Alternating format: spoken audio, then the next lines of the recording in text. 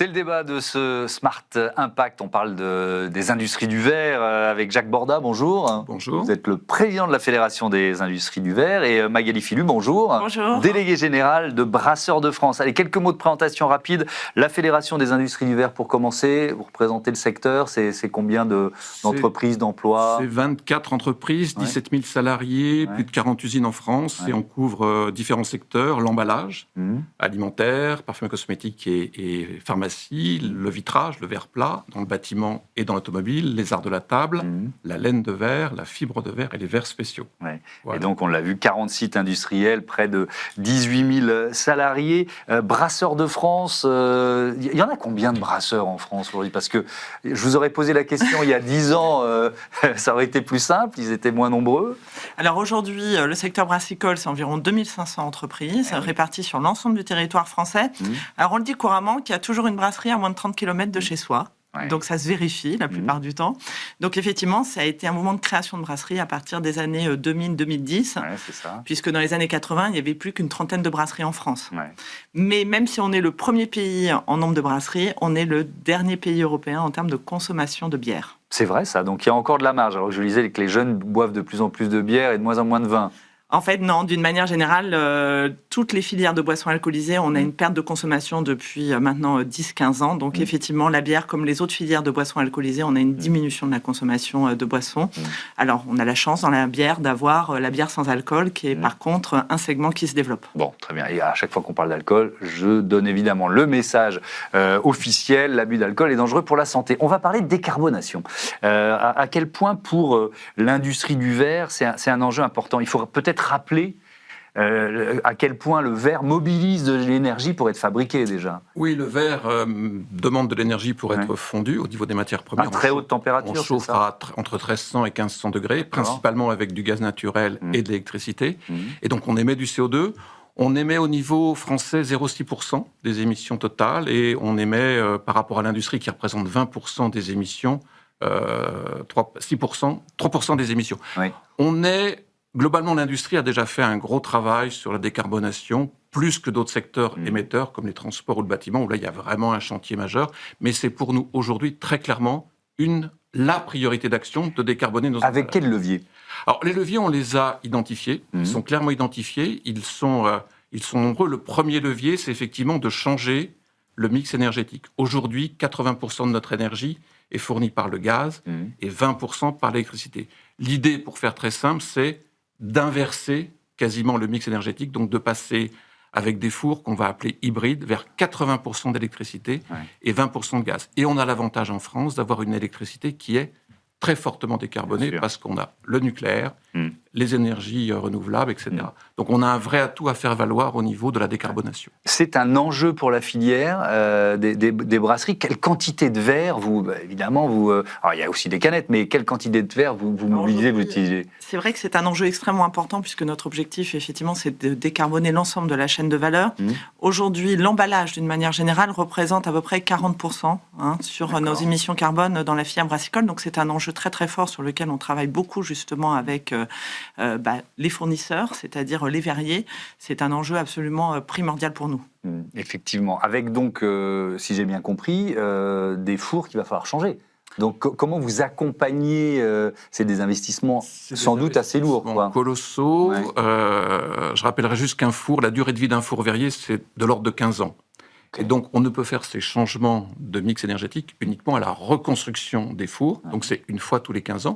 Donc, on a une fenêtre de tir qui est très précise. Si on la rate, on repart pour 15 ans.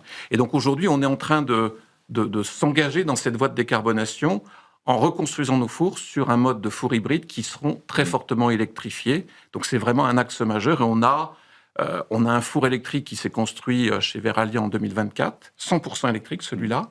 Et on a sur le début de l'année 2026 2 fours hybrides, l'un chez Verallia et l'autre chez l'autre grand verrier qui est Hawaii, qui seront des fours hybrides qui vont démarrer concrètement sur début 2026. Donc on est vraiment dans une feuille de route qu'on a fait avec les pouvoirs publics, avec le ministère de l'Industrie, avec l'ADEME. Et cette feuille de route, elle est vraiment en train d'être déclinée et mise en œuvre.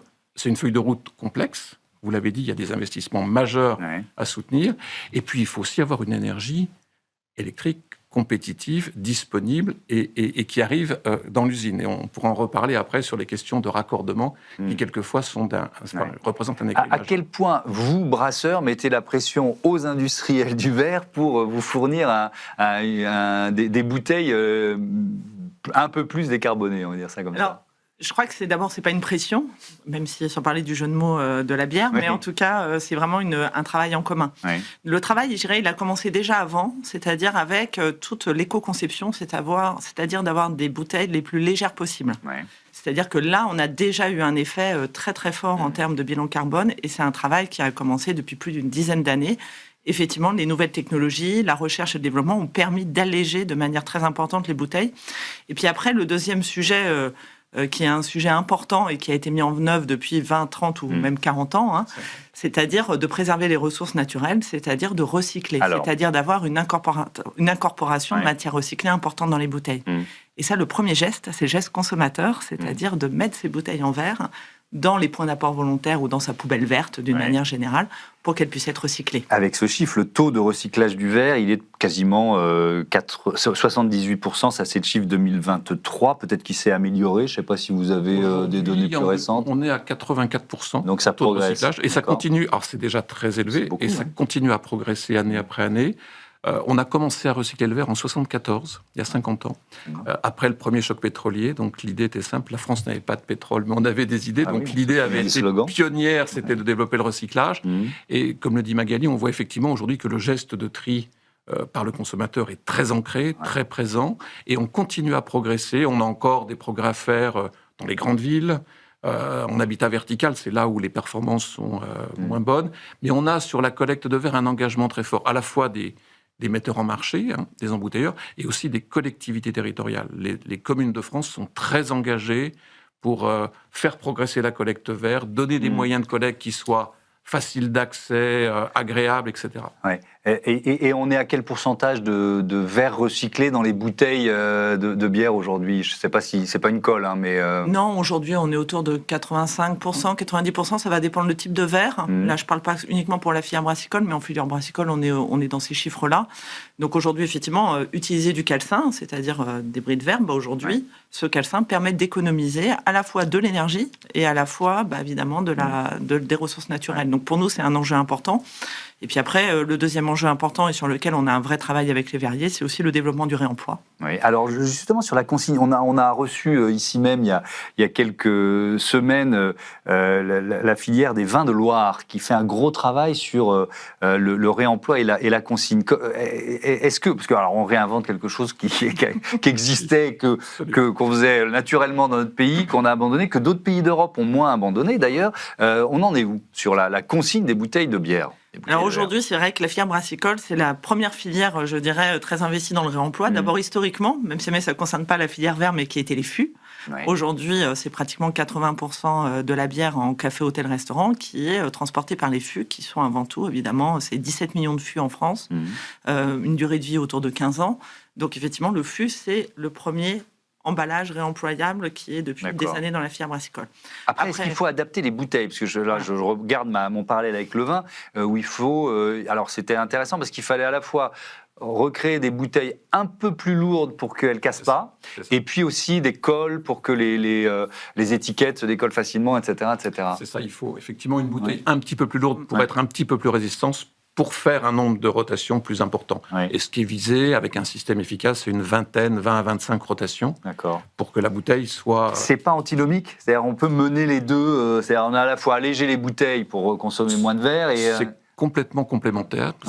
Ça existe depuis... Enfin, le réemploi a continué à exister depuis toujours. En CHR, dans les cafés, hôtels, restaurants, il est toujours très présent. Quand vous prenez de l'eau minérale ou une boisson rafraîchissante, etc., ce sont des bouteilles réemployables.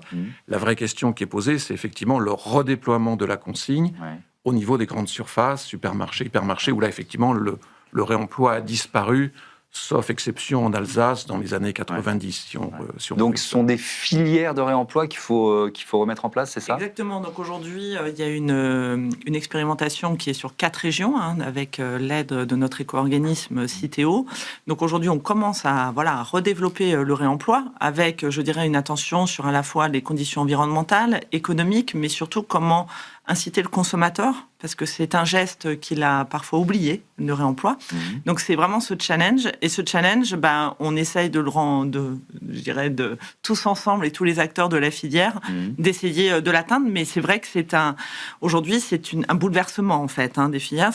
Économiquement, c'est des investissements importants pour l'ensemble des parties. Et je crois que c'est ça notre futur challenge pour les années à venir, c'est le développement du réemploi. Ouais. Je voudrais revenir à la question des fours, là, de ce renouvellement dont vous nous parliez, durée de vie 15 ans, une fenêtre d'opportunité à ne pas louper. Ça suppose une innovation, c'est-à-dire les nouveaux fours, on continue d'innover ou alors ça y est, c'est une technologie qui est maîtrisée Les nouveaux fours, c'est vraiment une nouvelle conception de four. On D'accord. change radicalement, puisqu'on change radicalement les énergies. Ouais. On va être très électrique et beaucoup moins gaz. Donc c'est vraiment une conception nouvelle. Les premiers fours ont été installés en 2023 en Allemagne, le tout premier four, donc c'est très récent. Donc on aura forcément une courbe d'apprentissage qui va se mettre en œuvre. Et donc ça demande de piloter ce four avec des nouvelles méthodes.